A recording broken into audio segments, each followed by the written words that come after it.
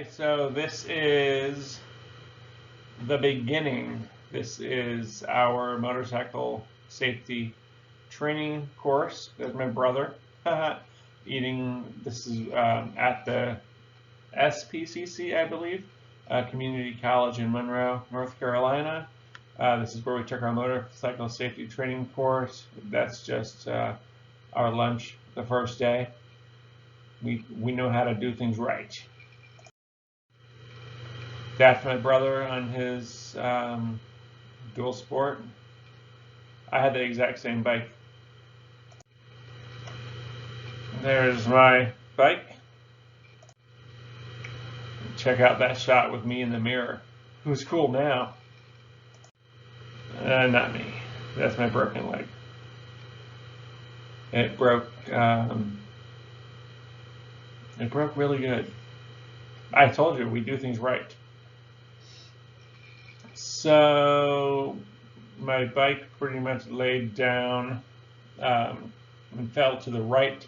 And I believe as I was moving forward, the ground caught my boot and pretty much just pulled it back, and the bike laid on top of that. And then my whole body pretty much spun around to get it straight again.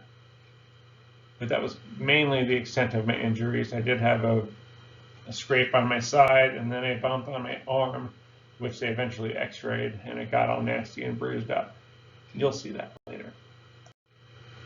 More x-rays. This is after the surgery.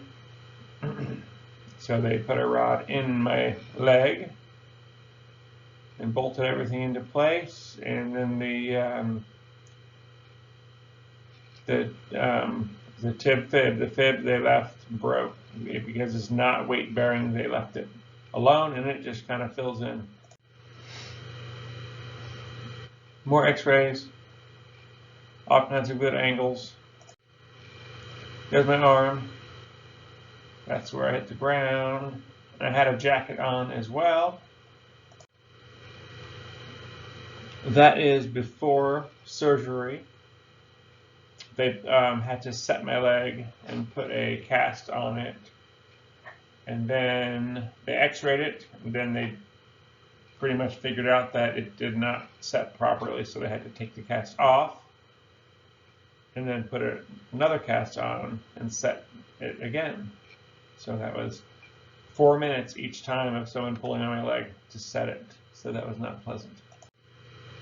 That's after they took the cast off, I guess the first time, before surgery. There's a marker on my toe and a Sharpie, I guess, on my foot to indicate the correct foot, the correct leg for the surgeons. Just a few random hospital pics.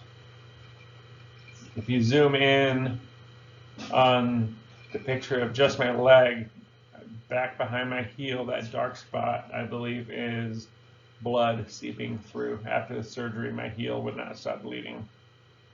I guess drainage. Boom. There's my arm a few days later. It just started to bruise up and get all nasty. That's me chilling on the couch. And literally, we had a thing that pumped cold water through it to keep the leg cool so it wouldn't swell as much. It looks like I'm watching a video about, I don't know, it looks like they're scuba diving, and that's like a lobster under a rock, I think. And there's my lovely wife, Tracy, taking off my bandaged leg, and we're all very curious and probably scared to find out what's underneath there. There it is on the couch after my bandage was off. I could peek in under there and see some staples, but I didn't know exactly what they did to my leg. They never really told us exactly how they did the operation on my leg. All that, my lower leg looks yellow. We thought it was from iodine or something when they sterilized it, but actually it's just all bruising. And so there's a bunch of staples in. And there's gauze stuck to my knee. That's just where I scraped and hit the road, but it's all raw, so it just scabbed over and stuck. And then there's still some padding down by my heel where I said it was bleeding a lot. It pretty much soaked through all that, and and it got stuck on there, which was not fun to get off. So here I am in the tub trying to get the scabbed up gauze off of my foot, and it pretty much just scabbed right around the staples. It was very unpleasant. The one on my knee, the piece of gauze on my knee, I was able to just peel off eventually after it got wet.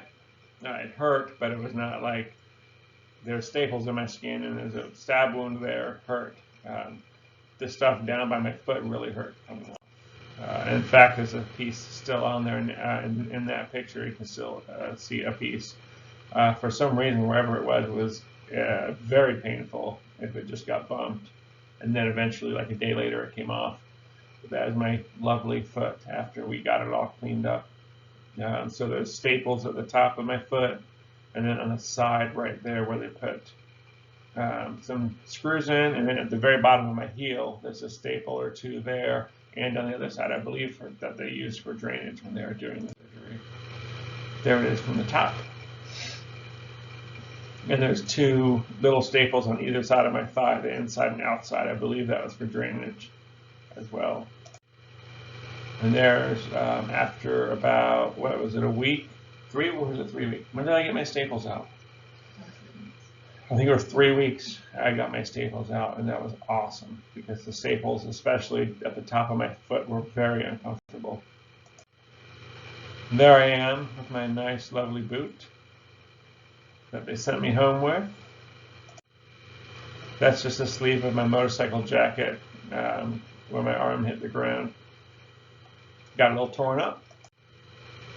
There's Keegan and his friend playing in a wheelchair, and there's me at the quarry where most people just jump off the rocks and jump in, but my leg was still not able to be walked on it, I don't think at all at that point, so I slowly sat in the water. I was going to go in further, but then there's a bunch of fish nibbling at my toes, and I got freaked out. But I went in, I got wet.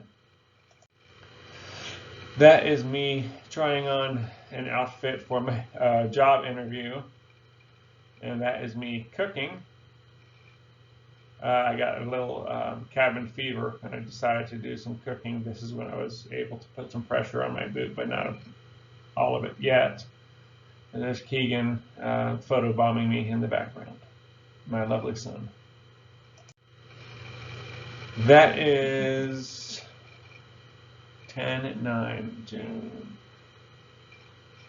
That's about 3 months or so after I broke my leg. It looks just about the same, although there's a little bit of clouding where the bone was starting to grow back, so that's a good thing. There's little baby Zoe trying on my shoe and my big boot. She was always very intrigued with those.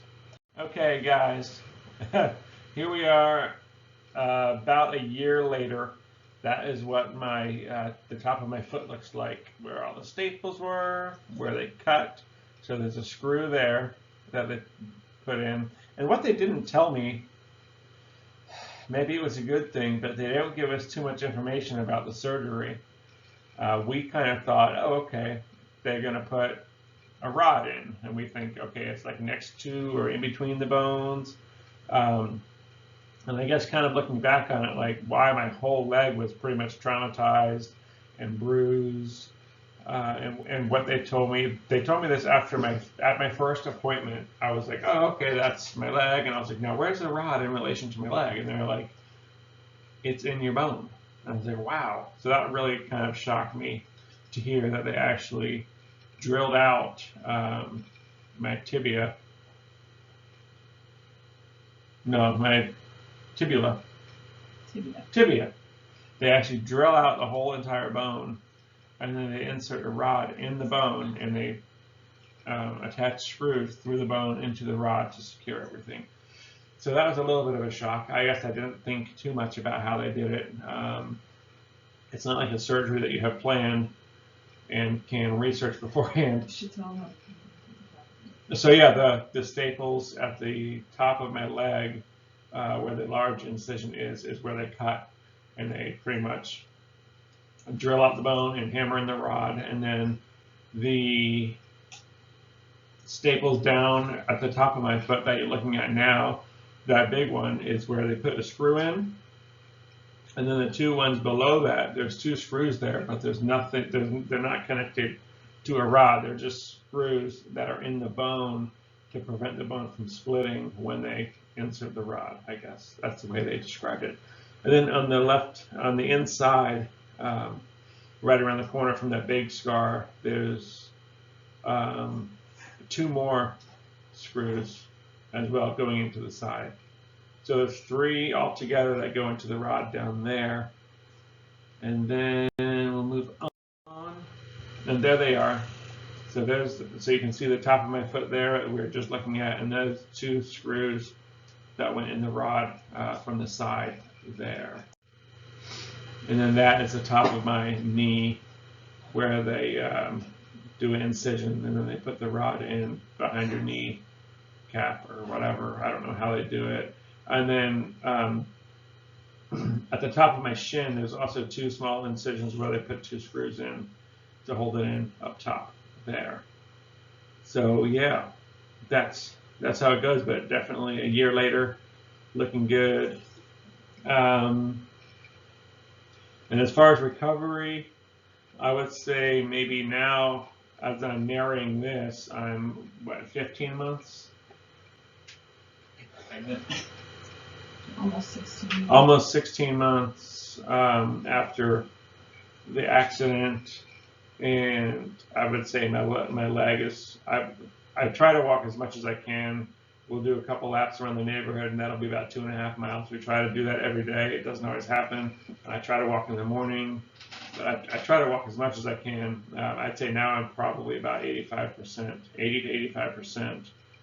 I can walk just fine, but sometimes some of the fine-tuned muscles, if I'm on grass and I can't see what's underneath my foot, if my foot is on uneven turf, it's just a little scary because I don't have that strength yet, side to side wise. Otherwise, it's pretty good. And every now and then there's a little bit of discomfort or pain if I can't do jumping jacks or anything. But it all depends on how bad your injury was and how you train yourself afterwards. If I was a little more adamant about making sure I was working my leg or standing on a pillow and closing my eyes and making my body balance more, then maybe it will be better. It just kind of depends on how hard you work for it, I think. So I think that's it. Anything else I should add? As the son or the wife? Don't buy a motorcycle. Don't buy a motorcycle. Yeah, but I'm very grateful for my family as well. But that's it. I will stop here. Okay, so up next is just a couple of videos that I found involving my leg. One of them is the first time I put weight on it. After about 8 weeks, I got the go-ahead to go ahead and start with 50% of my body weight on it, and so that's kind of what we were doing. And I can't remember exactly what the other one is, but you don't have to watch them. I just threw them on there for fun.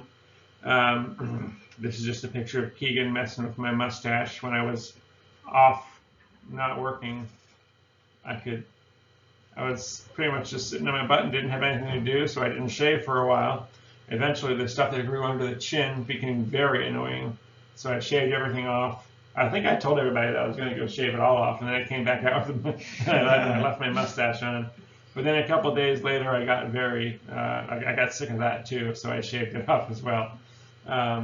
So yeah, that's my mustache. It took a very long time to grow, so I'm partially ashamed of it and partially proud of it. But yeah, that's it. I appreciate you watching. Let me know if you have any questions. And you don't have to like, subscribe, or share if you don't want to. Do what you want. Thank you. Okay,